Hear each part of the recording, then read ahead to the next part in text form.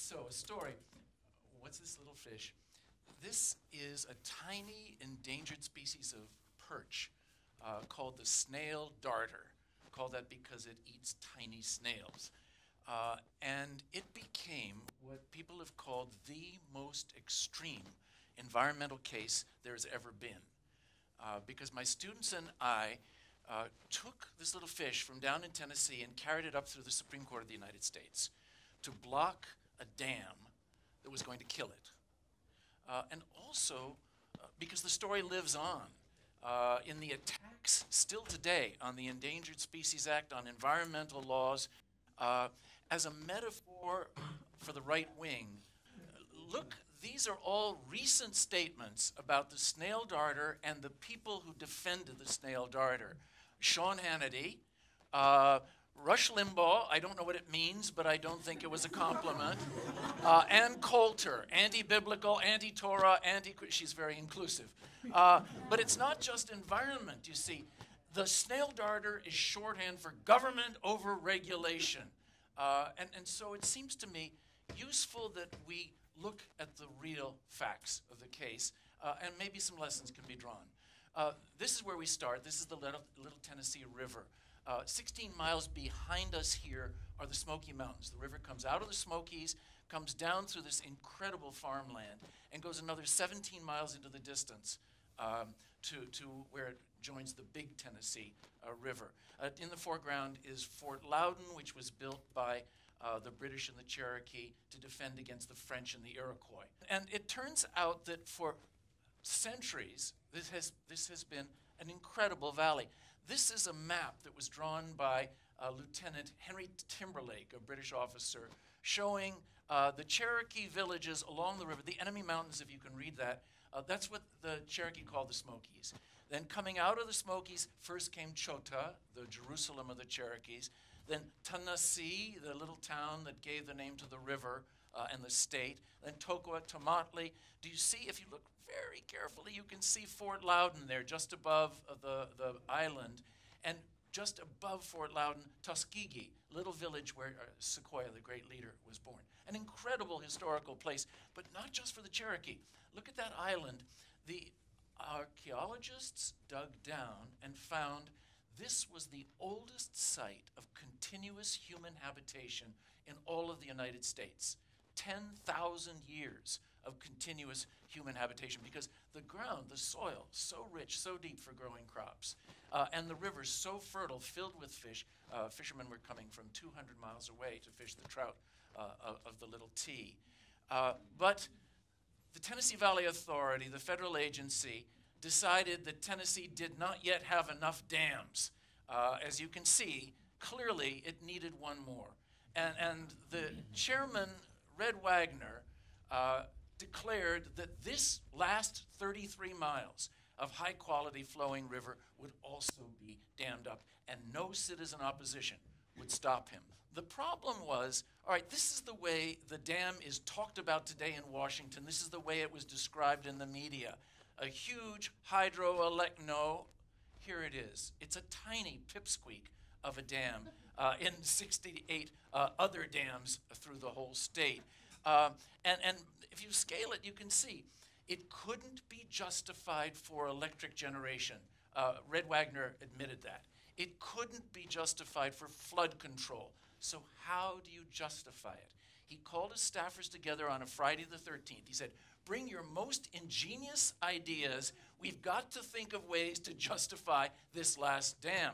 And this is what they came up with. You see that black line up through the middle? That's not the river. That's the lake they wanted to build, but they couldn't justify it. So they said, we'll take 3 times as much land, and we'll condemn it from the farmers for an average of $330 an acre, right? So you're looking at 300 family farms would be taken away, most of them to be resold by the Boeing Corporation, which would come in and build supposedly a model city called Timberlake, named after that British officer in 1762, right? I'm not making this up. And the Pork Committee in Congress said, sounds great to us, and they said, you can have taxpayer dollars to make this happen. They also said they would improve recreation. by eliminating the last flowing river with great trout fishing and replacing it with another sluggish impoundment. Well, the farmers fought. You're looking at Nell and Asa McCall standing on 99 acres, their farm. And if you look over there on the left, you see the 2 acres down by the river were the only things that would be covered by a shallow lake. Nell said, we'll give you those 2 acres, just let us stay on the farm. And the TVA guy said, no, we have to say we're building a model city. She said, but Boeing has left. Boeing abandoned it, saying it was ridiculous. Doesn't matter, said TVA, and pushed forward.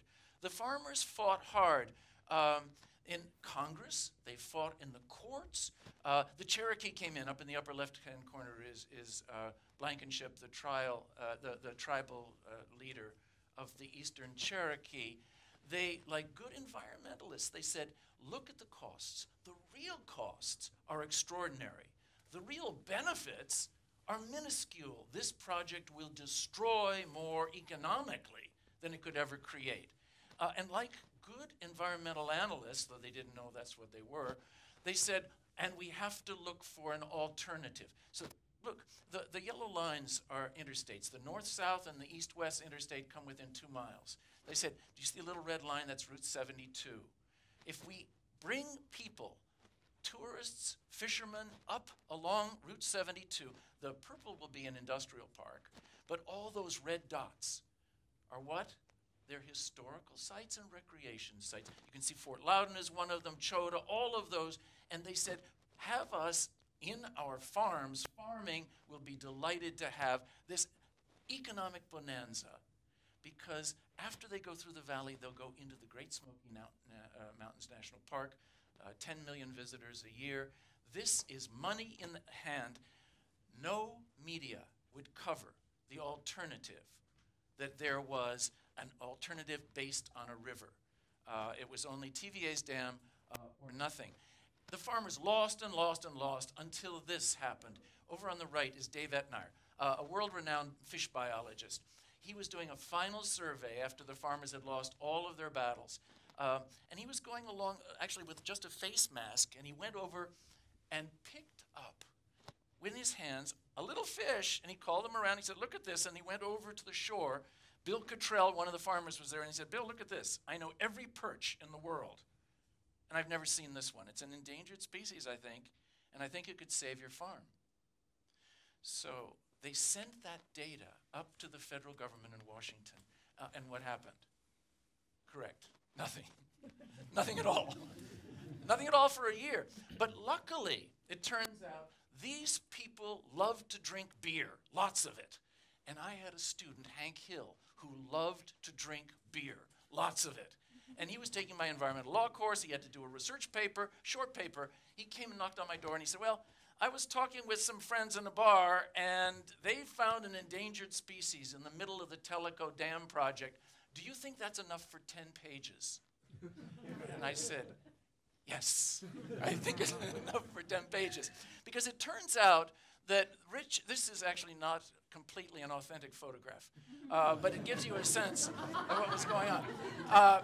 Richard Nixon signed the Endangered Species Act, and Section 7 said federal agencies can't destroy endangered species. So we called the farmers and said, you used to meet at the fort on Saturday nights for potlucks when you were fighting the battles. Come one more time. We have another idea. And the farmers were not so enthusiastic. They had hammered pretty hard. But finally, Asa, who had been sitting silent with one of his coveralls, hanging loose, said, it comes down to a bitty fish, but I say, if this little fish could save our farms, we've got to try. He took off his hat. We now have it in an air-sealed archive box. He passed it around. We raised $29, and that was the start of a lawsuit to try to save the farms and the river with the little fish. There are a lot of political shenanigans that ensued. We got to the Supreme Court, and do you see what Justice Powell is asking me? What good is this little fish? That's the human utility question. Are they used for food? Are they suitable for bait? Obviously, he was ridiculing the trivial fish that was stopping this humongous hydroelectric dam.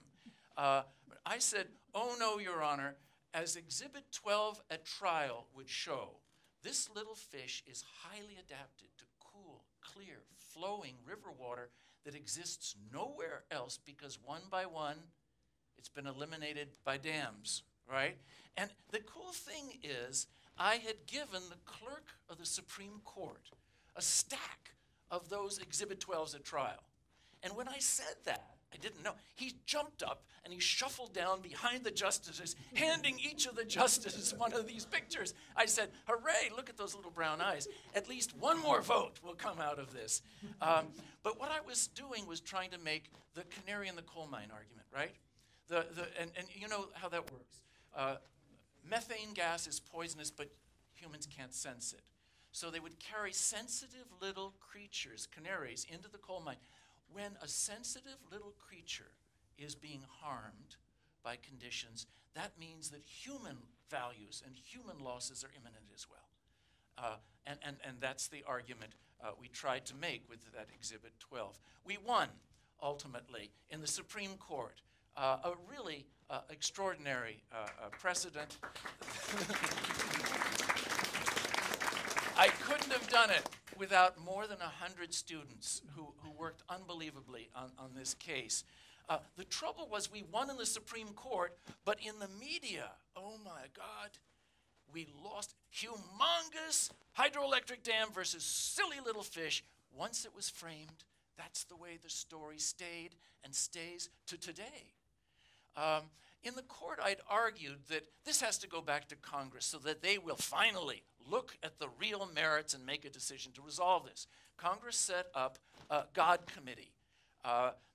It's 7 members of the president's cabinet sitting like judges. The staffers came and laid out all the facts. They had studied it for 2 months, and they were looking at the real costs, the real benefits, and the real alternatives. The morning of the God Committee, this is also not an authentic photograph of the God Committee, but the staff presented and then there's silence. And then the president's chief economic advisor, Charles Schultz, said, well, someone has to start. Look, this project is 95% complete. Take just the cost of finishing it against the total project benefits, and it still doesn't pay. Everybody broke out in laughter. But the media did not cover it. Silly little fish stops dam, front page above the fold. In any event, we thought we'd won. But what I was taught in Washington was that government is a compendium of iron triangles. What's an iron triangle? You have an industry with money and lobbyists and a lot of dynamism. You have an agency which either regulates or subsidizes or both. And then you have the congressional clique that works together with the triangle to make things happen within the triangle. And you have a triangle for mining. You have a triangle for banking. You have a triangle for timber. You have a triangle for oil. You have a triangle for gas, for ranching, for big pharma. And they tend to stick together, and they don't like procedures by which citizens can open something for a real analysis of the benefits, the costs, and the alternatives. So what happened? The Pork Committee, which of course had been delighted with this project and hated us for having brought it into light, and some Iron Triangle lawyers wrote an amendment overturning our case. But they only read that little triangle, and they stopped the reading of the word notwithstanding. So no one it was an almost empty chamber, but no one knew what was going on except the Pork Committee. It was put on a money bill and went rolling. The chairman of the God Committee, Cecil Andrus, wrote a letter to 535 members of Congress. He said, look, you set up this committee, we studied it, we reached a unanimous verdict, the dam is not justified, the dam doesn't outweigh the value of the river alternatives. But the thing is this, every member of Congress knew that this was a corrupt project. But they also knew what? That America did not know. And so the triangles, the inside track, was able to roll. Jimmy Carter threatened a veto, and then he copped out. The river died.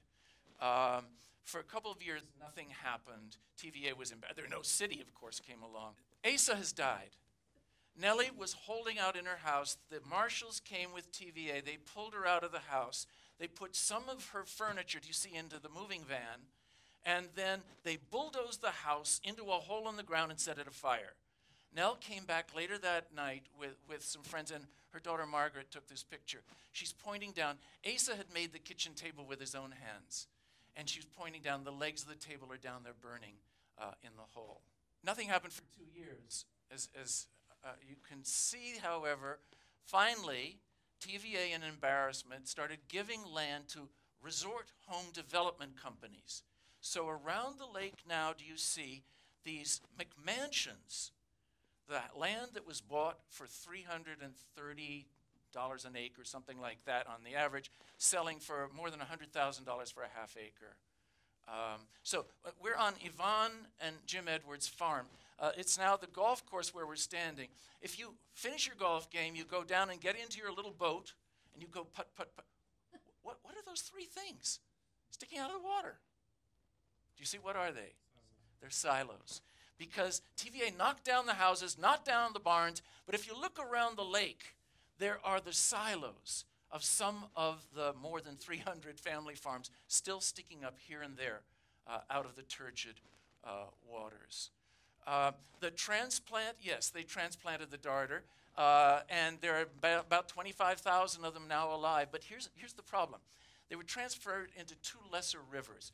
And late summer, the water level of a river goes up or down in late summer. Goes down. Temperature goes up or down. Up. Oxygen goes up or down.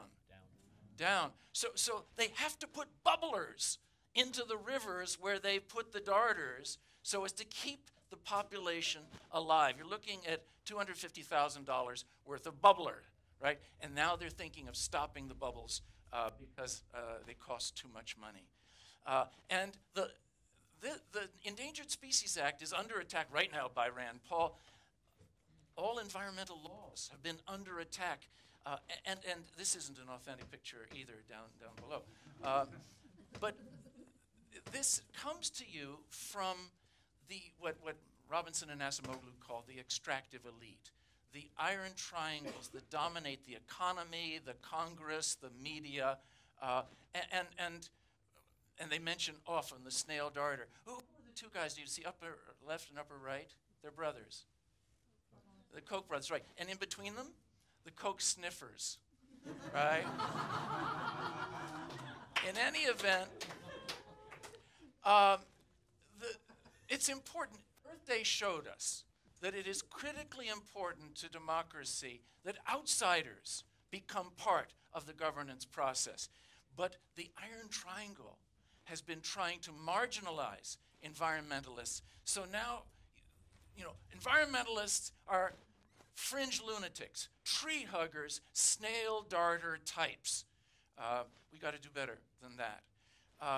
There's some lessons that we can draw from all of that. The farmers are all gone. The little fish is gone from its prime habitat and its natural habitat. But the fish leaves us with some lessons. Number one, bad ecology is bad economics. Good ecology is good economics. Number two, don't trust iron triangles. Don't trust the people who are in the process of governing us. Number three, we have to be part of the process. The answer is us. The farmers did everything right? And look, they took this case to the highest levels of American government and almost won. Only in America could that be done.